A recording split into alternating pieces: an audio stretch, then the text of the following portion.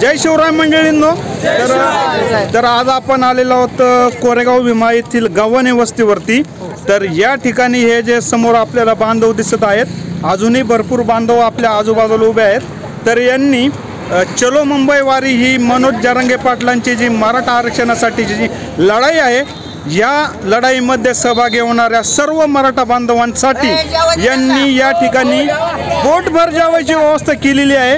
आणि मराठा बांधवच नव्हे तर नगर पुणे रोडवरील येणारी प्रत्येक गाडी यांनी थांबवून प्रत्येकाला जेवायचा आस्वाद घालत आहे।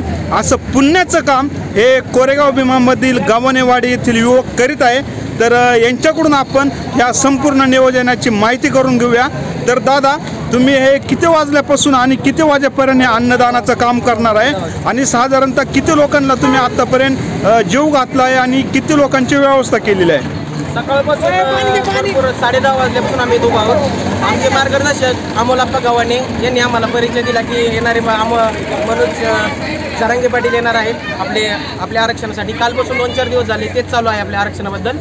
तर आम्ही इथं 10:30 वाजल्यापासून सर्वजण उभे आहोत आणि भरपूर असे लोक सकाळपासून सहकार्य पण करत आहे आणि जेवण पण भरपूर जण गेलेले आहेत। तरी आपलं कर्तव्य म्हणून त्यांनी आपल्यासाठी भरपूर काही केले। आपणही त्यांच्यासाठी थोडासा हातभार लावा म्हणून येणाऱ्या माणसांना उन्हातून येणाऱ्या माणसासाठी पाणी आणि जेवण या 2 गोष्टी सुविधा आपण उपलब्ध केलेल्या आहेत। तेच एक मराठा तर आपल्यासोबत हे लहान आपले नवयुवक मित्रमंडळ पण आहे, हे पण तुम्हाला तेवढ्याच आत्मीयतेने सहकार्य करीत आहे।